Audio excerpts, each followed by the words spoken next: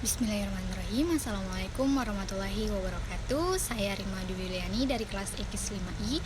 Di sini saya akan menjelaskan rangkuman materi dari materi pengantar manajemen proyek, pengantar analisis investasi, ramalan dan perencanaan agregat, pemilihan lokasi, desain produk dan jasa, kapasitas produksi. Yang mana materi ini untuk memenuhi tugas UTS dari mata kuliah manajemen proyek dan analisis investasi. Adapun materi yang pertama yaitu pengantar manajemen proyek. Nah, yang mana manajemen proyek merupakan suatu penerapan melalui pendekatan atau metode untuk mengelola, mengendalikan ataupun membangun rencana pekerjaan yang dilakukan secara efektif dan efisien sehingga mendapatkan hasil yang optimal. Nah, sedangkan pengorganisasian manajemen proyek merupakan pengelolaan proyek dengan tujuan mengatur tata pelaksanaan pekerjaan dalam mencapai sasaran. Sedangkan organisasi proyek merupakan suatu sistem yang melibatkan banyak pihak yang bekerja sama dalam melaksanakan serangkaian kegiatan. Adapun tingkatan dalam manajemen terbagi menjadi 3 tingkatan. Yang pertama manajemen puncak, yang kedua manajemen menengah, dan yang ketiga manajemen bawah. Nah, adapun penjadwalan manajemen proyek atau time schedule merupakan salah satu elemen hasil perencanaan yang mana kegiatannya itu untuk menetapkan jangka waktu pada kegiatan proyek yang harus diselesaikan. Selanjutnya, percepatan dan pembiayaan manajemen proyek. Nah, percepatan dan pembiayaan manajemen proyek dapat digunakan untuk memperkirakan probabilitas selesainya suatu proyek untuk sesuatu waktu yang diinginkan. Nah, adapun materi yang kedua yaitu analisis investasi. Nah, investasi dapat didefinisikan sebagai penanaman uang, di mana untuk memperoleh keuntungan.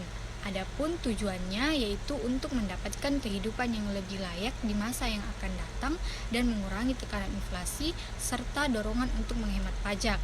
Nah, adapun jenis-jenis dari investasi dibagi menjadi 5 jenis. Yang pertama investasi berdasarkan asetnya, yang kedua investasi berdasarkan pengaruhnya, yang ketiga investasi berdasarkan sumber pembiayaannya, yang keempat investasi berdasarkan bentuknya, dan yang kelima investasi berdasarkan waktunya. Nah, adapun keunggulan dari investasi yaitu untuk menjauhi kemungkinan terjadinya inflasi, penghasilan menjadi bertambah, nilai uang menjadi bertambah, dan merdeka secara finansial.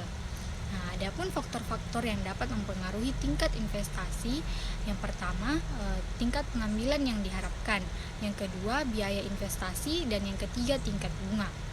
Nah, adapun materi yang ketiga yaitu peramalan dan perencanaan agregat. Nah, peramalan merupakan suatu fungsi bisnis yang berusaha untuk memperkirakan penjualan dan penggunaan produk, sehingga produk-produk dapat dibuat dalam kualitas yang tepat. Tujuan dari peramalan yaitu untuk meramalkan permintaan di masa yang akan datang, hingga diperoleh suatu perkiraan yang sangat mendekati keadaan yang sebenarnya. Nah, adapun faktor yang dapat mempengaruhi aktivitas peramalan dibagi menjadi 3. Yang pertama yaitu horizon waktu, yang kedua pola data, dan yang ketiga jenis model. Nah, adapun perencanaan agregat atau yang dikenal sebagai penjadwalan agregat yang bersesuaian dengan penentuan kuantitas dan waktu produksi pada jangka menengah.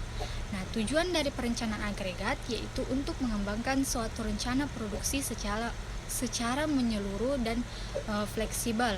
Nah, adapun materi yang keempat yaitu pemilihan lokasi. Nah, lokasi usaha dapat diartikan sebagai tempat usaha yang beroperasi atau tempat untuk melakukan kegiatan menghasilkan barang dan jasa demi untuk memenuhi segi ekonomi. Sedangkan pemilihan lokasi merupakan faktor terpenting yang berpengaruh terhadap kesuksesan atau usaha. Karena pemilihan lokasi dapat berhubungan dengan keputusan pembelian konsumen. Nah, pemilihan lokasi diperlukan pada saat perusahaan menjadikan usaha baru. Nah, adapun faktor-faktor yang mempengaruhi lokasi, yang pertama yaitu akses, visibilitas, lalu lintas, tempat parkir yang luas, nyaman dan aman, ekspansi, serta peraturan pemerintah. Nah, lokasi itu sendiri dibagi menjadi 2 jenis. Yang pertama, lokasi absolut, yang merupakan tempat atau wilayah yang lokasinya itu berkaitan dengan letak astronomis. Yang kedua, lokasi relatif, yaitu tempat atau wilayah yang berkaitan dengan karakteristik tempat atau suatu wilayah. Nah, adapun materi yang kelima yaitu desain produk dan jasa. Nah, desain produk dapat diartikan sebagai rancangan penciptaan produk yang menggunakan pengembangan ide kreatif dan inovatif agar memiliki nilai lebih yang dapat diterima oleh pasar. Nah, adapun tahap atau fase daripada produk itu sendiri, yaitu tahap perkenalan, tahap pertumbuhan, tahap kedewasaan, dan tahap penurunan.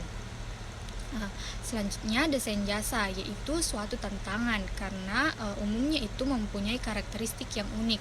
Adapun kunci dari desain produk dan jasa yaitu mendefinisikan secara tepat barang-barang yang terikat dalam jasa.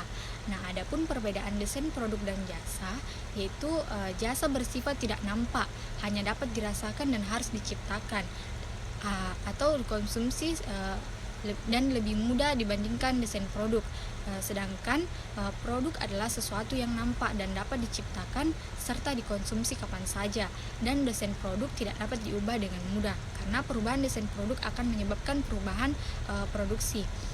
Adapun materi yang keenam yaitu kapasitas produksi. Nah, kapasitas produksi dapat diartikan sebagai jumlah maksimum output yang dapat diproduksi dalam satuan waktu tertentu.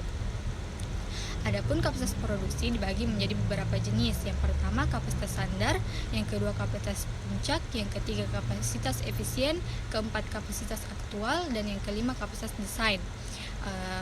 Nah, berikutnya perencanaan kapasitas, yang mana dapat diartikan sebagai kegiatan penentuan dan pembaruan kebutuhan-kebutuhan kapasitas. Nah, adapun jenis-jenis dari perencanaan kapasitas dapat dibagi menjadi dua jenis. Yang pertama, kapasitas jangka pendek dan jangka panjang.